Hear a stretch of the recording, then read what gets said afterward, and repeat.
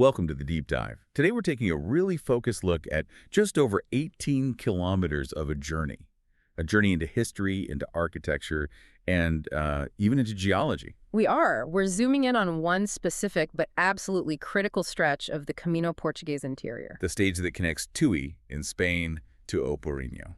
And this is really a deep dive into transition.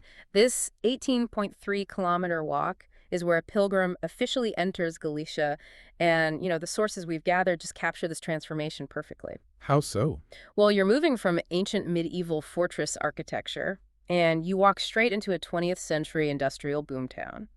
And it's all defined by very specific local materials. So our mission today is to follow that path with you, to show you not just the landmarks, but the story underneath it all. How 1,000 years of history and, I guess, a fierce sense of regional identity. Yeah, how they collide with contemporary life. And you don't even have to wait long for that to happen. It starts at the very first step, doesn't it? Crossing the border. The International Bridge. An iconic piece of iron architecture, constructed in, 1884 by Pelayo Manbo. The sources call him a disciple of Gustav. Which, given the ironwork and the scale, it immediately makes you think of the Eiffel era, right? That structural elegance is all there. It's just a remarkable piece of infrastructure connecting Valencia in Portugal with Tui in Spain. And it spans the mighty Miño River. The sources have this beautiful word for it, the Caudaloso Miño. But beyond the engineering, it's a symbolic gateway. It instantly tells you that this route is defined by borders, by rivers, and the immense effort it took to cross them. Right. And the sources gave us this great little window into how dramatically that one bridge changed the entire experience. Oh, yeah. Before this iron marvel was there, pilgrims didn't get this elegant crossing. They had to arrive via a much tougher sort of pre-industrial route. They disembark by boat, usually at a spot with the really evocative name, the Playa de la Fábrica. Factory beach. Factory beach.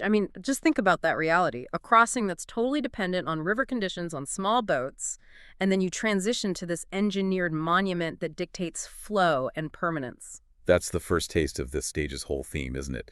The shift from an ancient struggle to a modern engineered route. Exactly. And once you're across that bridge, you land in Tui, and it feels immediately ancient. This city is a genuine historical powerhouse. Yeah. It was one of the 7 capitals of the ancient kingdom of Galicia. It's no wonder the whole historic quarter was declared a historic artistic site back in 1967. The urban blueprint is pure medieval. The route takes you straight through the Casco Histórico, the Avenidas de Portugal in Galicia, right past the imposing Parador de Turismo. And that's where you hit that huge psychological milestone. The marker. The marker, yeah. It tells you that you have 115 kilometers left to Santiago de Compostela. After the effort of the crossing, that number, it makes the goal feel real, achievable. Yeah. But the real anchor of Tui, physically and historically, has to be the Cathedral of Santa Maria. It just dominates the entire old town. Construction started in 1120. It's a mix of Romanesque and then later adapted into the Gothic style. And it's hard to imagine a structure that's both a spiritual center and a military defense system. Yeah. What do the sources suggest was the main reason for that? For being both a church and a fortress? It was absolutely a contested border. Oh, okay. Tui sits right on the front line with Portugal.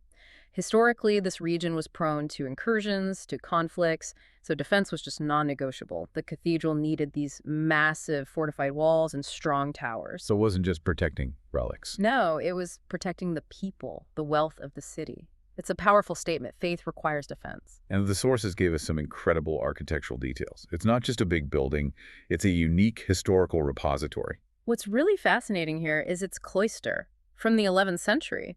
The sources highlight that it's the only complete medieval cloister preserved by any Galician cathedral. That's incredible. It's incredibly rare. And inside, you find this deep devotion, especially in the Chapel of Santiago. There's a remarkable retablo, an altarpiece from 1696. Crafted by a local sculptor, José Domínguez Bugarín. Exactly. Local master. That layering of history is just everywhere in Tui. Right. You have the Romanesque foundations, Gothic changes, 17th century art. We also see the Convento de las Clarissas and the Diocesan Museum. which is fittingly located in the old hospital for pilgrims. Of course. And then we get this wonderfully specific, almost dramatic historical anecdote. It's about the Church of San Bartolomé de Ribordan, an ancient monastery just outside the center. Right, this is where Bishop Diego Gilmires was hosted. Yes, Gilmires, right after the event known as the Pio Latrocinio. Okay, that phrase sounds like deep historical jargon. For those of us who aren't medieval scholars, what exactly was the Pio Latrocinio? Why does it matter here? It's a very colorful, very dramatic story from the 12th century. Pio Latrocinio translates roughly to pious robbery. Pious robbery. It wasn't actually pious, it was a major scandal. A group of clergy, basically fed up with Gilmires' administration, his wealth, his political power, staged a revolt in Santiago. They were trying to seize the cathedral's riches. So like a medieval coup d'etat involving sacred gold? Exactly. They literally tried to set fire to the cathedral to smoke him out. Gilmires was forced to flee Santiago in disguise. Wow. And the fact that he sought refuge right here in Tui, in this quiet monastery, it just underlines Tui's strategic importance. It was a place of refuge, a powerful secondary seat of religious authority. It shows this region was central to the political drama of medieval Spain. That really gives you a sense of the weight of history in every stone there. Yeah. But, eventually the path has to lead you out of the fortress. Right, out of the urban center.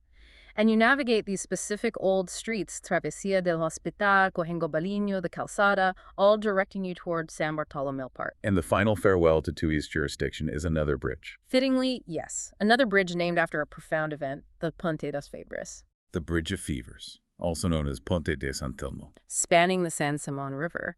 And it's emblematic because tradition holds that this is the very spot where St. Telmo fell ill, way back in 1251.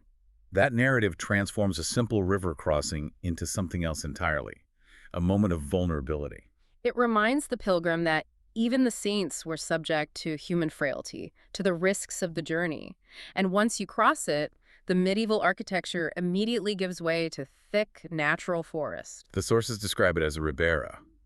You move through this natural corridor, and eventually you reach the little village of a Magdalena. And throughout this whole stretch, you have a constant geographical companion. The Luro River. The Luro River. And it does more than just flow. It's a physical boundary. It literally divides the municipalities of Tui and Porriño. It shepherds you out of the ancient fortified capital and into the zone of, well, burgeoning modern industry. It sounds like that transition from the deep forest to the industrial zone is pretty abrupt. The visual shock is immediate. When you arrive at the area of Orbenge, the first signs are the granite quarries. They just start to dominate the skyline. So you're leaving the dark, defensive stone of the medieval era. And entering a landscape defined by pink granite. This area is the global epicenter for Granito Rosa. And the sources say this granite isn't just locally important. It's a massive international export to the U.S., to Japan. I mean, how does a material like pink granite shape the whole identity of a place like Porriño? It's the engine of the region. This is high-quality, distinctive material, and its export connects this small Galician town to massive construction projects all over the world. The local economy is robust. The source described it as pujante. Booming, yeah. It's an industrial town with one of the highest rates of demographic growth in the whole province. So if Tui's character is defined by its 12th century cathedral of defense, then Porriño's is defined by the confidence of its 20th century economic strength. And that confidence is really distilled into the work of one man. The architect, Antonio Palacios. He was born in Porriño in 1874, and his work just captures that industrial optimism, fueled by the granite wealth. He basically modernized and branded his own hometown. It's fascinating that the route leads you right past his key creation. So the pilgrim is literally walking through an outdoor museum of early 20th century Galician modernism. Absolutely. The municipal palace is unavoidable, one of his great creations from 1924. It's grand, it reflects that boom mentality. But his influence is everywhere. Everywhere. From the smaller, highly ornamental template de la Red de San Luis to the Fuente de Osisto, which was one of his earliest public works in 1907. These aren't just functional buildings, they're statements of civic pride, all using local materials. And there's that wonderful personal touch, the Farmacia Palacios. Yes, he designed that in 1912 for his own brother, Jose. It just shows how profoundly he invested in his community, shaping his hometown with an eye for both local utility and sophisticated modern design. It creates such a remarkable visual contrast for anyone walking the route. You leave the ancient, dense stone walls of Tui, cross the river, and arrive in this vibrant, growing town whose identity is forged not by medieval defense. All by the clean lines and ambitious scale of a globally minded architect using locally quarried pink granite. And before we zoom out, we have to mention one practical detail. The sources made a point of mentioning the local delights of O Porriño. Absolutely. The quality of its traditional pan de Porriño. It's made from native or autochthonous wheat. A wonderful, tangible counterpoint to the industrial granite. It is. It reminds you that the region is sustained by both its geological wealth and its agricultural roots. A great piece of local knowledge for anyone on the route.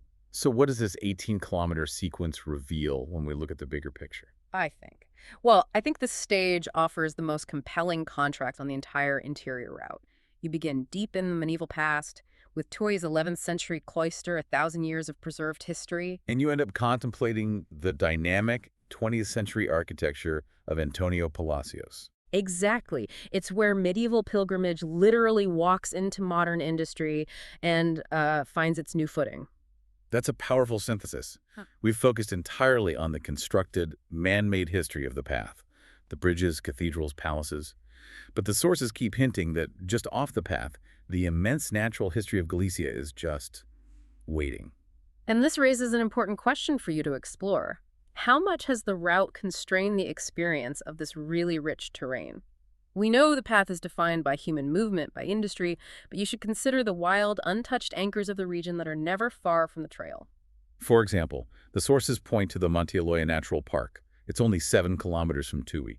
It offers these truly impressive views of the Minho River mouth, where it finally meets the Atlantic. Or if your interest is more in wetland ecosystems, the Gandales de Budinho is this massive freshwater lagoon system, just 400 meters from the very granite quarries of Orbenge. That juxtaposition is striking. Pristine nature right next to industrial extraction. It's a reminder that even when you follow a centuries-old route, one defined by human intent and necessity, the immense wild landscape of Galicia is always just a few steps away. It's anchoring the history and just waiting to be discovered. And that connection between the trail, the industry, and the wild terrain, that's really the lasting insight of this deep dive.